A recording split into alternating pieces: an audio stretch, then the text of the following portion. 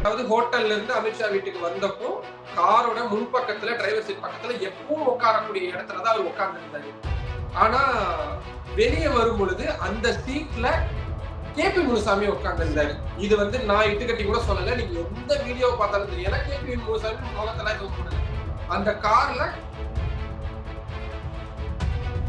எப்பவுமே டெல்லிக்கு எடப்பாடி பழனிசாமி வந்தாருன்னா இடது பக்கம் எஸ்பி வேலுமணி இருப்பாரு, வலது பக்கம் தங்கமணி அவர்கள் இருப்பாரு. நேத்தியே தங்கமணி அவர்கள் வரல. சரி, அதுக்குள்ள எடப்பாடி பழனிசாமி இருக்கிறாரு இல்ல அதெல்லாம் தாண்டி அது எப்படி நீங்க வரும் பொழுதெல்லாம் அந்த காரும் எப்படி கூடவே வருது? அதே வண்டியன், அதே கலரு, அதே பெட்லி கார் எப்படி வருது? 10 நிமிஷம் சரியா அதே பேட்டர்ன், வேற எந்த சேஞ்ச் ஓவரில் அதே பேட்டர்ன்ல நடக்குது. அப்போ ஒருவேளை அதிமுகவுடைய மற்ற நிர்வாகிகள் இல்லாமல், ஆனா இப்போதைக்கு எனக்கு கிடைக்கக்கூடிய உறுதியான தகவல்படி அமித்ஷா அவர்கள் தரப்புல இருந்து உறுதியா சொல்லி இருக்கிறது, இனி வரக்கூடிய நாட்கள்ல இப்படி அதிருப்தி தலைவர்கள் யாராவது வந்தாங்களா, அந்த பாஜக காரர்களே கூட்டிட்டு வந்தாலும் கூட நான் உண்மையிலேயே மக்களுக்காக செய்கிறோம் என்பதை நீங்கள் நம்பினால், வாய்ப்பு இருந்தால் இந்த ரேசர் பே கியூஆர் கோடுக்குள்ளே நீங்கள் அதை ஸ்கேன் பண்ணி எங்களுக்கு உங்களால் இயன்றதை விருப்பம் இருந்தால் ஆதரவு தெரிவிக்கலாம். வணக்கம், இது அரண்சை. நான் ஹசீஃப். இன்று நம்மோடு டெல்லியிலிருந்து பத்திரிகையாளர் நிரஞ்சன் இணைந்திருக்கின்றார். அவரை வரவேற்போம். வணக்கம். வணக்கம். எடப்பாடி பழனிசாமி அவர்கள் உள்துறை அமைச்சர் அவர்களை சந்தித்து விட்டு வெளியில வந்த அந்த நிகழ்வை படம் பிடித்த பத்திரிகையாளர் என்ற அடிப்படையில இந்த கேள்வியை நான் உங்ககிட்ட முன்வைக்கிறேன். நீங்க படம் பிடித்திருக்கக்கூடிய அந்த காட்சி தான் மிகப்பெரிய பரபரப்பை ஏற்படுத்திருக்குன்னு கூட சொல்லலாம் அரசியல் வட்டாரங்கள்ல. அந்த குறிப்பிட்ட காட்சியில எடப்பாடி பழனிசாமி வெளியில் வரும்பொழுது, உள்துறை அமைச்சரை சந்தித்து விட்டு வெளியில வரும்பொழுது முகத்தை கர்ச்சீஃபால மறைச்சிட்டு போறது அந்த காட்சி. அவங்க தரப்புல இருந்து, அதிமுக தரப்புல இருந்து என்ன சொல்றாங்க அப்படின்னா, அவர் முகத்தை தொடச்சாரு, அதை இவங்க முகத்தை மறைச்சாங்க அப்படின்னு சொல்லிட்டு வேணும்னே பரப்புறாங்க அப்படின்ற மாதிரியான ஒரு கருத்து அவங்க தரப்புல இருந்து சொல்லப்படுது. இப்ப எல்லாருக்கும் எழக்கூடிய கேள்வி, இப்போ உள்துறை அமைச்சரை அவர் சந்தித்தார் அப்படின்ற செய்தி வெளியில தெரியக்கூடாதுன்னு எடப்பாடி பழனிசாமி நினைச்சாரா, இல்ல உள்துறை அமைச்சரை மற்றவர்களோடு சந்தித்தோம், எல்லோரும் வெளியில வந்துட்டோம், நான் தனியா உட்கார்ந்து உள்துறை அமைச்சரோடு எதுவும் பேசல அப்படின்றத அவர் யோசிச்சாரா, எதற்காக அந்த முகத்தை மறைத்தார் அப்படின்னு நீங்க அந்த பகுதியில இருந்து நேரடியாக களத்துல இருந்து செய்தி சேகரித்தவர் என்ற அடிப்படையில இந்த கேள்வி முன்வைக்கிறார். எனக்குமே பயங்கர சர்ப்ரைஸ். ஏன்னா இத்தனை வருஷமா நானும் முக்கியமான ஈவெண்ட்ஸ், பெரிய பெரிய ஈவெண்ட்ஸ் எல்லாம் கவர் பண்ணியிருக்கிறேன், நடத்தியிருக்கிறேன். ரகசிய கூட்டங்கள்லாம் கூட நடக்கும். ஆனா வெளியே வரும் பொழுது இப்படி இருக்காது. உள்ள என்ன நடந்துச்சுன்னு தெரியாத விஷயமா வேணா போகுமே தவிர, இப்படி ஒரு 2 முக்கியமான கட்சியுடைய 2 முக்கியமான தலைவர்கள், அவங்கதான் உச்சபட்ச அதிகாரம் கொண்ட தலைவர்கள், ஒருத்தர் சந்திக்கும் பொழுது வெளியே வரும் பொழுது ஏன் அப்படி பண்ணாங்க அப்படின்றது எனக்குமே புரியல. இது வீடியோல பார்க்கும் பொழுது நிறைய பேருக்கு நிறைய கருத்துக்கள் இருக்கலாம். இல்ல அவர் முகத்தை தான் தொடச்சாரு, இல்ல அவருக்கு அதிமுகவுடைய அபிஷியல் ஐடி விங்க சொல்லியிருக்காங்க, இல்ல அவருக்கு கோல்டு இருந்துச்சு, சளி வந்துருச்சு அப்படின்ற மாதிரி எல்லாம் சொல்லியிருந்தாங்க. இல்ல அவர் கிளார் அடிச்சுது அதனாலதான் முகத்தை மூடிட்டாரு, நிறைய விஷயம். பட் ஆனா நாங்க அங்க இருந்து பார்த்தோம். என்ன மாதிரியே இன்னும் ஒரு கேமராமேன் எல்லாம் சேர்த்தோம்னா ஒரு 15 பேர்கிட்ட இருப்போம், 15-20 பேர் இருப்போம். அதுல நான் ஸ்பெசிபிக்கா அந்த ரோடு கிட்ட போய் அவங்க வராங்களா என்னன்றதை பார்த்துக்கிட்டு இருந்தோம். ஏன்னா கேமராமேனுக்கு நிறைய பேர் நார்த் இந்தியன் அப்படின்றதுனால உங்களுக்கு தெரியாது. நாங்க தான் ரிப்போர்ட்டர்ஸ் தான் அலர்ட் பண்ணணும், வராங்க ரெடி ஆயிக்கோங்க அப்படின்னு. ஸோ நாங்க அங்கேயே தான் பார்த்துக்கிட்டு இருந்தோம். நான் 8 மணிக்கு 8:10க்கு அவங்க வராங்கன்னா நாங்க 7 மணில இருந்தே அங்க காத்துட்டு இருந்தோம். சரி அவங்க எப்ப வராங்க அப்படின்றதுக்காக.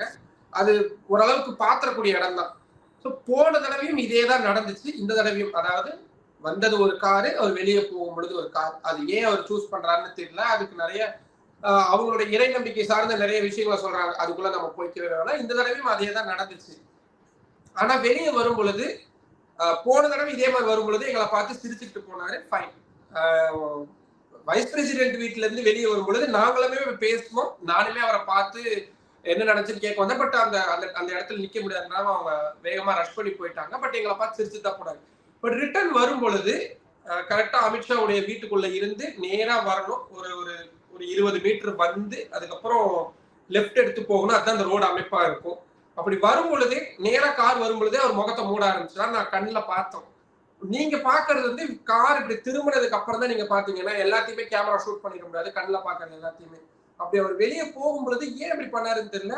அந்த துண்டை நல்லா இந்த கண்ணுக்கு கீழே ஃபுல்லா அவர் முகமே தெரியாத மாதிரி அவர் போட்டு போனாரு. பட் அவர் கையில கட்டி இருக்கிற அந்த அவரோட அந்த கயிறுகளாகட்டும் இல்ல நெத்தில வச்சிருக்கக்கூடிய அந்த விபூதி இது எல்லாமே அவர்தான்றது இண்டிகேட் பண்ணுச்சு. அதை விட மிக முக்கியமான விஷயம், அதுக்கு முன்னாடி 3 கார்ல சி.வி. சண்முகம் மாதிரியான மூத்த தலைவர்கள் எல்லாருமே போனாங்க. பட் அதுல இல்ல. உடனே இவங்க என்ன சொல்றாங்க, அவர் வந்து ஒரு முன்னாள் முதல்வர், அவர் வந்து ஒரு சட்டமன்ற எதிர்க்கட்சி தலைவரா இருக்கிறாரு, அவர் எப்படி இன்னொரு கார்ல ஏறி போவாரு, புரோட்டோகால்லாம் அப்படி உடைக்க மாட்டாங்க, மீற மாட்டாங்க அப்படின்னு சொன்னாங்க. அங்கேயுமே இன்னொரு மிக முக்கியமான ஒரு சந்தேகம் எழுது. அங்கிருந்து, அதாவது ஹோட்டல்ல இருந்து அமித்ஷா வீட்டுக்கு வந்தப்போ காரோட முன்பக்கத்துல டிரைவர் சீட் பக்கத்துல எப்பவும் உட்காரக்கூடிய இடத்துலதான் அவர் உட்கார்ந்து இருந்தாரு. ஆனா வெளியே வரும் பொழுது அந்த சீட்ல கேபி முனுசாமி உட்கார்ந்து இருந்தாரு. இது வந்து நான் இட்டுக்கட்டி கூட சொல்லல, நீங்க எந்த வீடியோவை பார்த்தாலும் தெரியல. கேபி முனுசாமி முகத்தெல்லாம் எதுவும் மூடல. அந்த கார்ல கேபி முனுசாமி முன்னாடி உட்காந்துட்டு தான் வராரு. எதுக்கா அப்படி சீட்டு மாதிரி உட்காந்தாங்க? உடனே அவங்க சொன்னாங்க, பின்னாடி உட்காந்து பேசிக்கிட்டு வந்தோம் அப்படின்னு. இவங்க சொல்லக்கூடிய எதையுமே வந்து இது நான் என்னன்னா, இந்த மாதிரி நடந்த உடனே எனக்கு உடனடியா கால் வந்து, என்ன இப்படி பண்ணிட்டீங்க, என்ன இந்த மாதிரி அப்படின்னு. நாங்க இருக்கிறது தான் நாங்க போட்டோம், இல்லாத எதையுமே பண்ணல அப்படின்னு சொல்லி அவங்க விளக்கம் கொடுக்கும் பொழுது அவங்க இந்த மாதிரி கால் வந்தது அப்படின்னு சொல்றீங்களா? எங்க இருந்து கால் வந்தது, என்ன அவங்க கேட்டாங்க? இப்போ அவங்க கால் பண்ணி நீங்க உண்மைக்கு புறம்பான விஷயத்த போட்டேன் அப்படின்னு சொல்லி சொன்னாங்களா? யார் கால் பண்ணி பேசினா? இல்ல, ஆஸ் அ ஜேர்னலிசம் எத்திக்ஸ்ல வந்து அந்த மாதிரியான சோர்ஸ் வந்து நம்ம ரிவீல் பண்ணக்கூடாது. அது அப்கோர்ஸ் அதை நான் எப்பவுமே மெயின்டைன் பண்ணணும்னு நினைப்பேன். அதிமுக தரப்புல இருந்து கால் பண்ணாங்க. ஆமாமா, அதிமுக தரப்புல இருந்து கால் பண்ணி ஒரு நடந்த உடனேயே ஒரு 10-15 நிமிஷத்துலயே கொஞ்சம் அது ஒரு மாதிரி வைரலா போக ஆரம்பிச்சிருச்சு. போன உடனே அவங்க போன் பண்ணி ஒரு மாதிரி வருத்தமா கேட்டாங்க, என்னங்க இப்படி பண்ணிட்டீங்க அப்படின்னு. அப்ப நான் சொன்னேன், உங்களுக்கு தெரியும் நான் டெல்லியில எவ்வளவு வருஷமா இருக்கிறேன், எனக்குன்னு இந்த அஜெண்டாலாம் இல்லை, எனக்கு ஒர்க் பண்ணா ஜேர்னலிசம் பண்ணிக்கிட்டு இருக்கிறேன், நடந்தது உண்மையுமே நடந்தது, அங்க இருந்தவங்க எல்லாருமே பார்த்தாங்க, நேரலை பண்ணப்பட்டது, நான் மட்டும் அதை பண்றேன்னா கூட ஓகே. நீங்க அதுல 1-2 நான் போட்ட வீடியோல 2-3 ஜேர்னலிஸ்ட் சிரிக்கிற சவுண்ட் எல்லாம் கேட்கும். ஏன்னா நாங்க யாருமே எக்ஸ்பெக்ட் பண்ணவே இல்லை. எங்களுக்கு பயங்கர சர்ப்ரைஸ் ஆயிடுச்சு. அவர் அப்படி வரும்பொழுது அது லிட்டரலா எங்க எல்லாருக்குமே தெரியுது. கேமராமேனுங்கெல்லாம் ஜூம் பண்ணி பார்த்து அவங்க லிட்டரலா சொல்றாங்க, என்ன ஏன் இப்படி போறாரு, அவர் தான் வராருன்னு எல்லாருக்குமே தெரியுமே அப்படின்ட்டு. அப்ப நான் என் தரப்புல இருந்து சொன்னேன், இதுதாங்க விஷயம், இது வேற எதுவும் கிடையாது. அவங்க உடனே என்ன சொன்னாங்கன்னா, அந்த காரே நாங்க கொண்டு போகல அப்படின்ற மாதிரி அவங்க தரப்புல இருந்து என்ன சொன்னாங்க. அப்ப நான் அதுக்கும் சொன்னேன், இல்ல முதல் தடவை அமித்ஷா அவர்களை பார்க்க போகும்போதும் நீங்க வர்றதுக்கு ஒரு 10 நிமிஷத்துக்கு முன்னாடி சரியா அதே காரு, அதே வண்டி எண் கொண்ட கார் வந்து உள்ள போச்சு. நீங்க எல்லாம் வெளியே போனதுக்கு அப்புறம் ஒரு 20 நிமிஷம் 25 நிமிஷம் கழிச்சு அதே கார் வெளியே போச்சு. சரி, அதுக்குள்ள எடப்பாடி பழனிசாமி இருக்கிறாரு இல்ல அதெல்லாம் தாண்டி, அது எப்படி நீங்க வரும் பொழுதெல்லாம் அந்த காரும் எப்படி கூடவே வருது? அதே வண்டி எண், அதே கலரு, அதே பென்ட்லி கார் எப்படி வருது? 10 நிமிஷம் சரியா அதே மாதிரி அதே பேட்டர்ன், வேற எந்த சேஞ்ச் ஓவரும் அதே பேட்டர்ன்ல நடக்குது. அப்போ ஒருவேளை அதிமுகவுடைய மற்ற நிர்வாகிகள் இல்லாமல் எடப்பாடி பழனிசாமி அவர்கள் அமித்ஷாவை தனியா சந்திச்சா இருக்கிறாரு அப்படின்ற விஷயங்கள் பரவிடக்கூடாது. ஏன்னா அதிமுகவுல நான் பார்க்கிற வரைக்கும் அந்த நம்பகத்தன்மை இழப்பு அப்படின்றதுதான் மீண்டும் மீண்டும் நடந்துட்டு இருக்கு. இப்ப செங்கோட்டையன் அவர்கள் முன்வச்ச அந்த குற்றச்சாட்டுகளை பெரும்பாலானவை வந்து அவர் தனியா நிறைய விஷயங்கள் பண்றாரு, டிஸ்கஸ் பண்றது இல்ல, கட்சியை வந்து அவரு ஒருங்கிணைச்சு கொண்டு போகல அப்படின்றத அவர் மேல இருக்கக்கூடிய குற்றச்சாட்டு. சோ இந்த குற்றச்சாட்டுகளுக்கு இப்படி தனியா அவர் பார்த்தாரு அப்படின்ற கடந்த முறை இதே மாதிரிதான் ஆச்சு. கடந்த முறையும் அமித்ஷா அவர்களை தனியா சந்திச்சு பேசியிருந்தாரு. சந்தேகம் இருக்கக்கூடியவங்க யார் வேணாலும் ஜஸ்ட் கூகுள்ல போய் டைப் பண்ணி பார்த்தீங்கன்னா உங்களுக்கு தெரிஞ்சிடும். அவர் கடந்த முறையும் தனியா தான் சந்திச்சிருந்தாரு, கூட ஒரு டிரான்ஸ்லேட்டர் வச்சிருந்தாரு. அந்த டிரான்ஸ்லேட்டர் டெல்லியில இருந்தும் ஹையர் பண்ணியிருந்தாங்க. ஏன்னா இந்த டிரான்ஸ்லேஷன் பண்ணக்கூடிய தமிழர்கள் கொஞ்சம் பேர் ஓரளவுக்கு தெரியும். ஸோ அதுவும் ஓரளவுக்கு உறுதியா சொல்ல முடியும். ஸோ இவ்வளவு தூரம் நம்ம, ஏன்னா அப்கோர்ஸ் அது நமக்கு தெரியும், அதோட டெப்த் எவ்வளவு தெரியும், அதோட சீரியஸ்னஸ் எவ்வளவு தெரியும். லாஸ்ட் டைமும் அவர் வேற ரூட்ல எல்லாம் வந்து போனாரு, ஒரு சாங்கிய சம்பிரதாயத்துக்காக கிழக்கு நோக்கி இருக்கக்கூடிய ரோட்ல இருந்து வந்தாரு அப்படின்றதெல்லாமும் நான் போட்டிருந்தேன். அதுக்கப்புறம் சிஎம் பேசுறது, டெபுட்டி சிஎம் பேசுறது மாதிரியான விஷயங்கள் வரைக்கும் போகவும் நான் இந்த தடவை ரொம்பவும் கான்சியஸா இருந்தேன். சரி, இது வந்து நம்ம கரெக்டா இது பண்ணணும் அப்படின்னு. பட் நம்ம இருக்கிறத நம்ம சொல்லிதானே தீர வேண்டியதா இருக்கு. அப்போ டெல்லியில இருந்து இப்ப இந்த நேர்காணல் நீங்க எடுக்கிறீங்க, இது இத்தனை பேர் பார்ப்பாங்க, அவங்களுக்கு ஒரு நம்பகத்தன்மை கொடுக்கணும். டெல்லியில சும்மா உட்காந்துட்டு ஏதோ ஒரு ரூம்ல உட்காந்து சும்மா நம்ம அதை பண்ண முடியாது. ஃபீல்ட்ல இறங்கி நம்ம போய் பார்த்தா தானே தெரியும். நான் 10 வருஷமா அந்த வேலையை தான் பார்த்துட்டு இருக்கேன். ஃபீல்ட்ல இறங்கி வேலை பார்க்கக்கூடிய ஒரு என்னோட ஒர்க்கிங் ஸ்டைல் அப்படியா தான் இருக்கு. இந்த சந்திப்பை பொறுத்த வரைக்கும் இந்த சந்திப்புல நடந்த விஷயங்கள் என்ன, உங்களுக்கு கிடைக்கக்கூடிய தகவல் என்ன? நம்ம எல்லாருக்கும் தெரியுது, மொத்தமா அதாவது எடப்பாடி பழனிசாமி அவர்களோடு போன மற்ற அதிமுகவுடைய முக்கிய நிர்வாகிகள் எல்லாருமே சேர்ந்து அமித்ஷா அவர்களை சந்திச்சு பேசியிருக்காங்க. அதற்கு பிறகு தனியா அமித்ஷாவை எடப்பாடி பழனிசாமி சந்திச்சு பேசியிருக்கிறாரு. அந்த சந்திப்பு கிட்டத்தட்ட நீங்க சொல்வது போல ஒரு 15 to 20 நிமிடங்கள் நடந்திருக்கு அப்படின்ட்டு. இந்த 2 சந்திப்புகளிலும் நடந்த விஷயங்கள் என்ன, உங்களுக்கு கிடைக்கக்கூடிய தகவல் என்ன? நம்ம வந்து கிட்டத்தட்ட இந்த தகவல்களை நான் உறுதியாவே சொல்லலாம். ஏன்னா வைஸ் பிரசிடென்ட் வீட்டுல அவங்க சந்திப்பு முடிச்சுட்டு வந்ததுக்கு அப்புறம் எனக்கு சில கால்ஸ் வந்துச்சு, நான் அட்டன் பண்ணி பேசினேன். அதுல எனக்கான சில தகவல்கள் அப்படின்ட்டு கிடைச்சது. அமித்ஷாவுடைய வீட்டுல இருந்து இவங்க கிளம்பினதுக்கு அப்புறமும் உடனடியாக சில கால்கள் வந்துச்சு. அதையும் நாம் உறுதியாவே சொல்ல முடியும். ஒரு விஷயம், இனி அதிமுக அதிருப்தி தலைவர்களுக்கு பாஜக டெல்லி தலைமை எக்காரணத்தை கொண்டும் எந்த கதவையும் திறக்காது அப்படின்றது வந்து உறுதியான ஒரு தகவலா எடப்பாடி பழனிசாமி தரப்பினருக்கு கிடைச்சிருக்கு. அதுக்கு கைமாறா இவங்க என்ன பண்ண போறாங்க அப்படின்றதுதான் வரக்கூடிய நாட்கள்ல தான் நமக்கு தெரியும். தொகுதி பங்கீடுல அதுக்கான சமரசத்தை இவங்க பண்ணிக்குவாங்களா, இல்ல வேற ஏதேனும் இருக்குமா அப்படின்றதெல்லாம் வந்து வரக்கூடிய நாட்கள்ல தான் தெரியும். ஆனா இப்போதைக்கு எனக்கு கிடைக்கக்கூடிய உறுதியான தகவலின்படி அமித்ஷா அவர்கள் தரப்புல இருந்து உறுதியா சொல்லி இருக்கிறது, இனி வரக்கூடிய நாட்கள்ல இப்படி அதிருப்தி தலைவர்கள் யாராவது வந்தாங்களா, அதை பாஜக காரர்களே கூட்டிட்டு வந்தாலும் கூட நான் அதை பார்க்க மாட்டேன், என்டர்டெயின் பண்ண மாட்டேன். இந்த நான் உறுதியை உங்களுக்கு தமிழ்நாட்டில் இருக்கக்கூடிய அரசியல் கட்சிகள், அரசியல் பார்வையாளர்கள், பொதுவாக இருக்கக்கூடிய பத்திரிகையாளர்கள் எல்லாருடைய கருத்து என்னன்னா, ஆட்டோமேட்டிக்கா அதிமுகல இருந்து இந்த அதிருப்தி தலைவர்கள் உருவாவது கிடையாது. இந்த அதிருப்தி தலைவர்களை உருவாக்குவதே வந்து பாஜக தான் அப்படின்ற கருத்து எல்லாருக்கும் பொதுவாக இருக்கக்கூடிய ஒரு கருத்து. அப்படி இருக்கும் பொழுது இனி அதிருப்தி தலைவர்கள் வந்தா நான் பார்க்க மாட்டேன்னு அதிருப்தி தலைவரை உருவாக்கக்கூடிய அந்த நபர்களே சொல்வது ஒரு முரணான ஒரு விஷயம் இல்லையா? நீங்க எப்படி பாக்குறீங்க? இல்ல கரெக்ட். இப்போ நானுமே நிறைய சர்ப்ரைஸா பார்த்தேன். நிறைய பேர் அந்த பாயிண்ட வந்து மிஸ் பண்ணியிருந்தாங்க. எப்பவுமே டெல்லிக்கு எடப்பாடி பழனிசாமி வந்தாருன்னா இடது பக்கம் எஸ்பி வேலுமணி இருப்பாரு, வலது பக்கம் தங்கமணி அவர்கள் இருப்பாரு. நேத்தியே தங்கமணி அவர்கள் வரல. அது அது அது வந்து மிக முக்கியமா எழுப்ப வேண்டிய கேள்வியா இருக்கு. இது அவங்களோட பேட்டர்னே கூட வச்சுக்கோங்களேன். இப்போ பாஜகவுடைய பேட்டர்ன் வந்து இப்ப இந்த கட்சிகள், கூட்டணி கட்சிகளை அணுகக்கூடிய விதம், ஒரு உதாரணத்துக்கு சொல்றேன். நிதிஷ்குமார் கூட பீகார்ல கூட்டணியில இருக்கிறாங்க பாஜக. நான் சொல்றது இந்தியா கூட்டணியில உருவாகிறதுக்கு முன்னாடி டேர்ம் சொல்றேன். அப்போ அஸ்ஸாம் மாநிலத்துல ஜேடியூக்கு வந்து ஒரு 6 எம்எல்ஏக்கள் வந்து அஸ்ஸாம் மாநிலத்துல இருக்கிறாங்க. கூட்டணியில பீகார்ல இருக்கிறாங்க. எனக்கு தெரிஞ்சு எந்த கட்சியும் அதை பண்ணுவாங்களான்னு தெரியல. ஆனா நிதிஷ்குமாருடைய 6 எம்எல்ஏக்களும் கூண்டோட அப்படியே வந்து பாஜக ஐக்கியமாகறாங்க. அப்கோர்ஸ் அதுக்கு வந்து ஆன்டி டிஃபெக்ஷன் லாலாம் வந்து வராது அப்படின்றதுனால ஒண்ணும் பண்ண முடியல.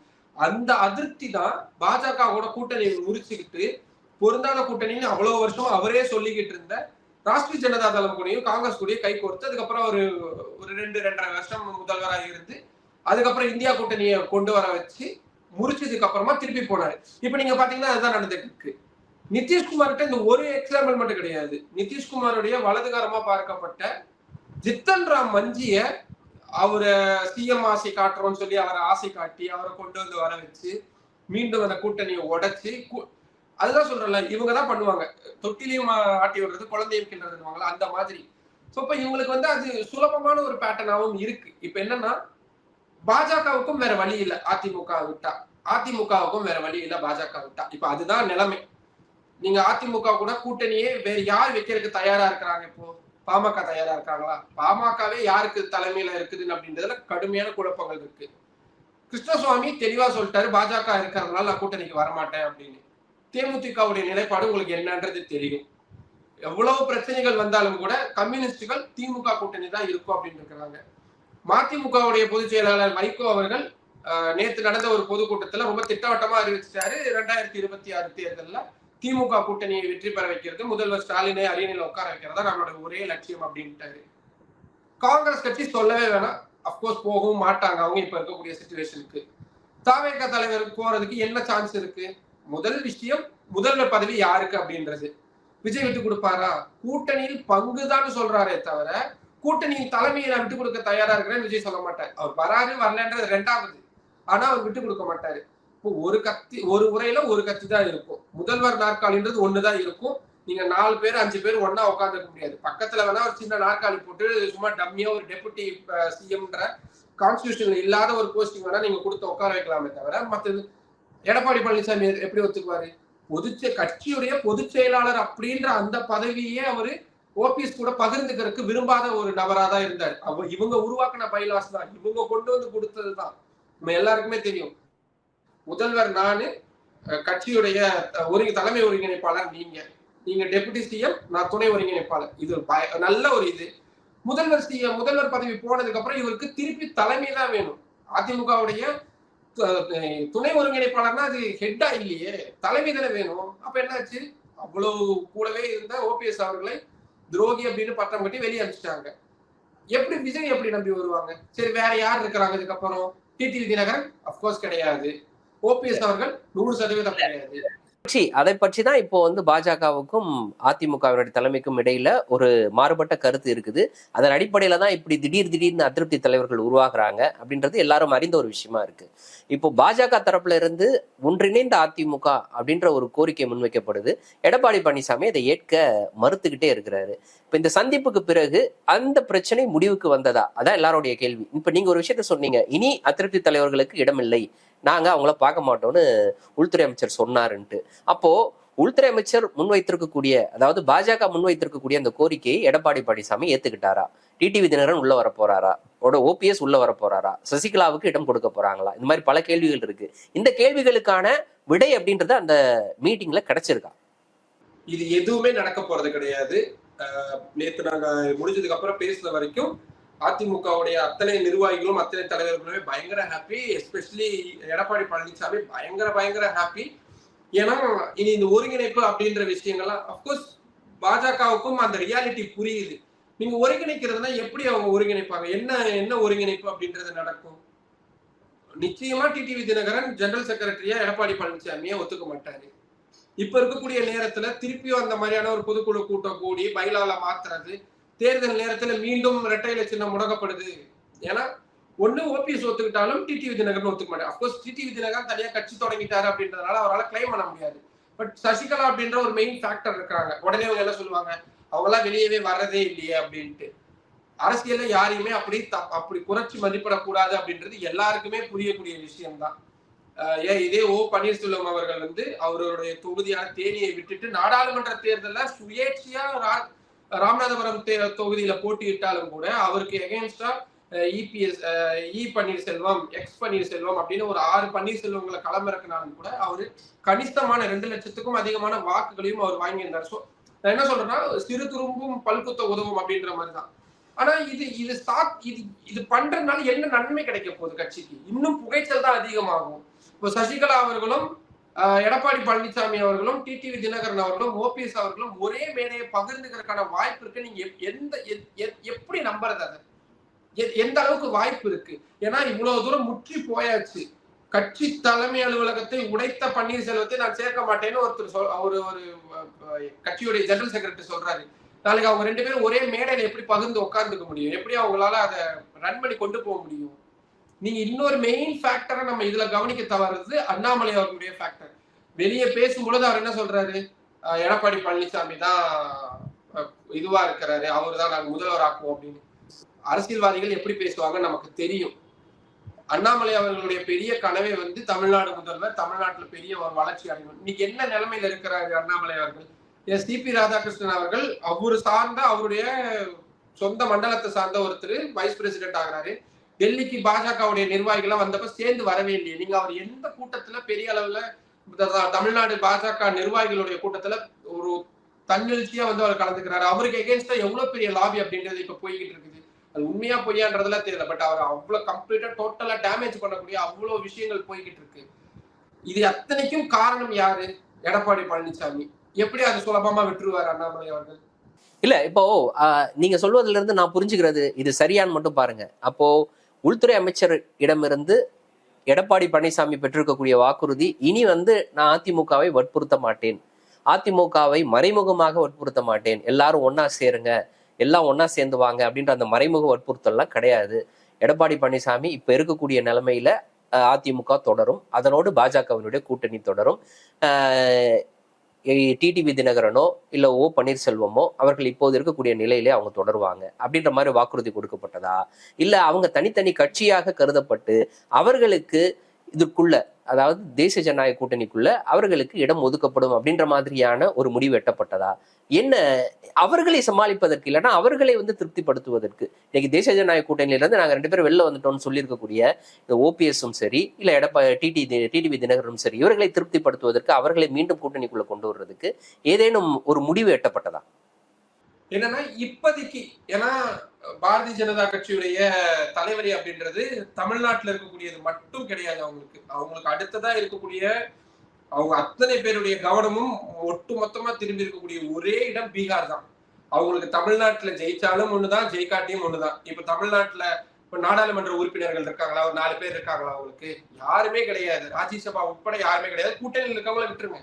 அவங்களுக்குன்னு தனிப்பட்ட முறையில தமிழ்நாட்டுல இருந்து ஒரு ரெப்ரசன்டேஷன் கூட இல்லாத அவங்க, தமிழ்நாட்டில இருந்து எதுவுமே இல்லாததுனால அவங்களுக்கு மாநில தேர்தல்களை ஏன் இவ்வளவு தூரம் கவனம் செலுத்துறாங்க அப்படின்னா, மத்திய ஆட்சியை காப்பாத்திக்கணும். ஏன்னா மத்தியில இயங்கக்கூடியது இப்ப மைனாரிட்டி ஆட்சி. நிதிஷ்குமாரும் சந்திரபாபு நாயுடுவும் நாற்காலியில இருக்கக்கூடிய 2 கால்களை கழட்டி எடுக்கிறாங்கன்னா ஆட்டம் கண்டு போயிடும் மத்திய பாஜகவுடைய அரசு. இப்ப நிதிஷ்குமார் நம்ம இது எல்லாமே என்ன பார்த்துக்கிட்டு இருக்கிறோம், நிதிஷ்குமாருக்கு பதவி எந்த அளவுக்கு முக்கியம் அப்படின்றத பார்த்துக்கிட்டு இருக்கோம். அவர் ஒரு பீகாருடைய எடப்பாடி பழனிசாமி கூட நம்ம வச்சுக்கலாமே, அவருக்கு தேவையான தலைமை பதவி அப்படின்றது இருந்துகிட்டே இருக்கணும். இப்போ ஒருவேளை அங்க ஏதாவது அசம்பாவிதம் நடந்து பீகார்ல நிதிஷ்குமார் ஆட்சி இழக்கிறாருன்னு வச்சுக்கோங்களேன், இந்த கோபம் மொத்தமும் எங்க திரும்புவோம்? அவர் உடனே என்ன பண்ணுவாரு, எப்படியாவது நம்ம கூட்டணியில சேர்ந்து ஒரு தொங்கு சட்டப்பேரவை அமையுது, ஓகே நீங்க வாங்க நாங்க உங்களுக்கு முதல்வர் பதவி கொடுக்குறோம்னு யார் முதல்வர் பதவி கொடுக்குறாங்களோ அவங்களுக்கு தான் போவார். அவருக்குன்னு நிலையான கொள்கை அப்படிலாம் எதுவுமே கிடையாது. அப்ப நாளைக்கு ஒருவேளை அப்படி பண்ணி மத்தியில ஆட்சி மாற்றம் வரக்கூடிய அளவுக்கு ஒரு இது ஆகுதுன்னா, அவங்க பீகாரை கான்சென்ட்ரேட் பண்ணுவாங்களா, தமிழ்நாடு கான்சென்ட்ரேட் பண்ணுவாங்க? தமிழ்நாட்டுல தான் அவங்களுக்கு எதுவுமே பலன் கிடையாது. அப்ப அதை கான்சென்ட்ரேட் பண்ணுவாங்க. சோ இப்போதைக்கு இவங்க தொடர்ந்து வந்துகிட்டே இருக்காங்க. பெரிய தலைவலியா இருக்கு, பெரிய பிரச்சனையா இருக்கு, ஒரு முற்றுப்புள்ளி வைப்போம் அப்படின்னு அமித்ஷா அவர்கள் இன்னைக்கு சொல்லிட்டாரு அப்படின்றதுனால நாளைக்கு அவர் பார்க்க மாட்டார்ல. தேவை கருதி, சூழல் கருதி, நிலைமை கருதி எல்லாமே மாறும்.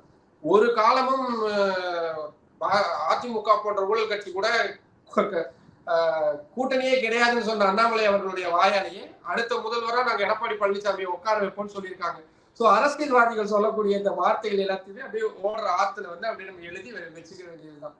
எப்ப வேணாலும் மாறலாம். பட் இப்போதைக்கு டெம்பரவரியா ஒரு சொல்யூஷன் அப்படின்றது கொடுத்துருக்காங்க. சரி இனிமேட்டு இந்த வரக்கூடிய, ஏன்னா நிறைய பேர் வர காத்துக்கிட்டு இருக்கிறாங்க.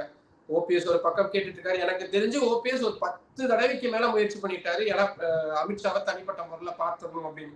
பட் அன்பார்ச்சுனேட்லி என்னன்னா, டெல்லியில அவருக்கான அந்த சோர்ஸ் அப்படின்றதுல அவர் பெருசா இங்க நம்பிட்டு இருந்தது மைத்ரேயன், தம்பிதுரை மாதிரியான அந்த தலைவர்களா தான் நம்பிட்டு இருந்தாரு. அப்பாயின்மெண்ட்டுக்கு அந்த மாதிரி விஷயங்களுக்குலாம் அதெல்லாம் இல்லைன்றதுனால அவருக்கும் ஒரு என்ன பண்றதுன்னு தெரியல. நிறைய பேர் காத்துக்கிட்டு இருக்காங்க அப்படி பார்க்கணும் அப்படின்ட்டு. தங்கமணி அவர்கள் பார்க்கறதுக்கு காத்திருக்கலாம், நிறைய பேர் இருக்கலாம். ஆனா அதனால அவரு இதெல்லாம் நமக்கு இப்போதைக்கு வேணாம், ஒரு 2-3 மாசத்துக்கு நம்ம ஒரு செய்தியை சொல்லி அனுப்புவோம் அப்படின்றதுக்காக பண்ணியிருக்கலாம் அமித்ஷா அவர்கள். இன்றைய தினம் எங்களோடு இணைந்து பல்வேறு தகவல்களையும் கருத்துக்களையும் பகிர்ந்து கொண்டமைக்கு நன்றி. மீண்டும் ஒரு நேர்காணலில் சந்திப்போம். நன்றி நண்பர்களே.